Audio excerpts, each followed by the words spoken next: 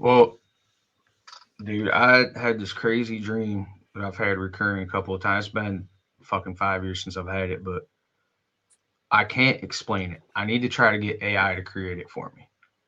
The best way I can explain it is when I woke up out of this dream, I had the closest grasp of what infinity actually is that I feel like I'll ever get as a human. And it goes into like quantum physics and shit, but it's basically like, so they say there's all these other universes. I'm trying to think of how to simplify what I saw, dude, because it was like all visual.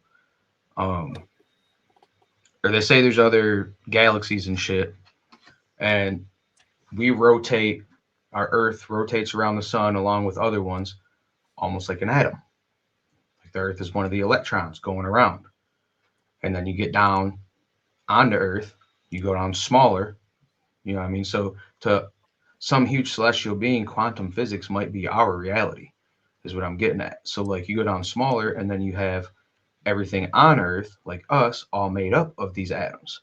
What's to say that every atom in your body, the nucleus, isn't a fucking little sun with a bunch of planets rotating around it, with a bunch of little people on the fucking planets, with a bunch of fucking atoms in their bodies that also are a sun with a bunch. It was like infinite, and I can't explain it fully. I need to like get AI to recreate it. That's a good idea, because I fucking mean, it was a that visual that I had, dude. And when I came out of it, I was like, I still don't completely get it, but I think I got a grasp on it now. You know what I mean? Like, and that's how I look at a lot of shit, bro. Like I'm literally like, I look at shit like, damn, bro, there'd be a whole ass universe on my arm. That's some wild shit.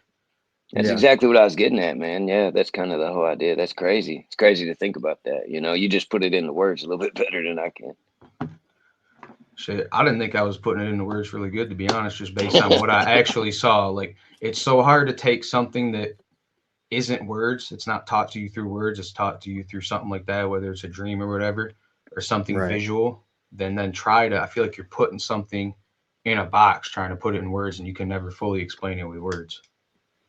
Yeah. Well, it goes back to our interpretation of the ancient Dead Sea Scrolls and the hieroglyphics on the walls and the caves and then the pyramids and all that. I mean, that's their interpretation of what they were seeing, and they're seeing things they can't really explain. You know what I mean? Right. You ever Yeah, heard of a man. I dude mean, named Chris Bledsoe? Yeah, that name rings a I've bell. heard of some Bledsoes. Who was I? I don't think it was Chris. I think I I'm was thinking of looking a into a football Bledsoe player. the other day, though. Well, his kids are also they have like podcasts and everything, and they talk about it. And he don't have a whole lot of interviews online, but this dude had a experience with, I guess, what they would consider extraterrestrials. But he thinks that it's aliens, and he thinks that he thinks that it's angels, and he thinks that he came in contact with like spiritual beings. Yeah, he says But through numerology and significant sightings, along with his family. Apparently, they saw it too. That yes, they yeah, his experienced a son went spiritual crazy. awakening, requiring people to transcend religious dogma. Right. As an entity warning about powers pushing humanity toward an apocalyptic event.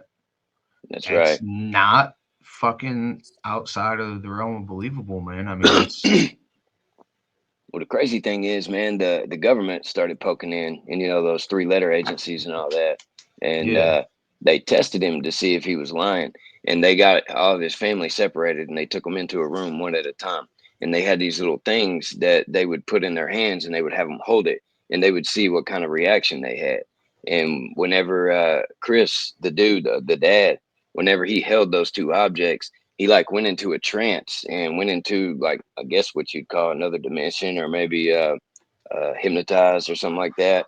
But he had a real crazy reaction from it, and it got their attention. And of course, they latched on to him pretty hardcore because they knew that he was telling the truth. But makes you wonder how the hell did those government guys know what to bring him to test and all that? It's like they already knew about all this stuff.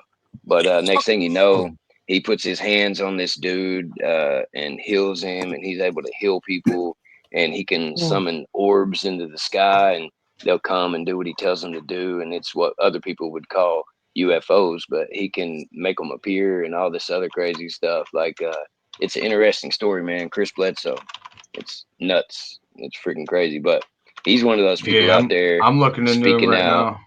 saying that it's not aliens and that it's angels and stuff. And of course, that don't fit their narrative, so they try to keep him quiet. Man, I was listening to Exorcist. It was like a podcast of an exorcist. And like what you're saying, it falls in line with whether it's an angel or a demon, but the human body can definitely be hijacked by whatever this spiritual realm is, because it's like I said when I first hopped on this podcast, like there's just some supernatural shit you can't explain sometimes. And like, exorcists see it a lot, apparently, according to this Yeah. podcast. But like, man, can you imagine like a little kid that's only ever spoke English and all of a sudden they're spouting off like ancient Latin? I'd be tripping, dog. Right. If my And kid it's just like, starts, if my kid explain just that. starts speaking Latin, like, Well, it's just like, explain that. Like, there's gotta be.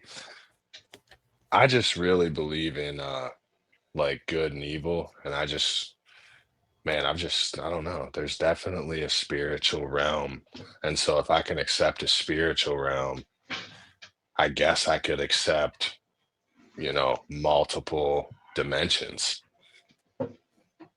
I mean, fuck, dude. Just as a baseline. I mean, I've been to multiple dimensions, but that could be argued if it's in. It could be argued if it's in your head or not. You know what I mean? It's fucking. Yeah. Yeah. I definitely have too.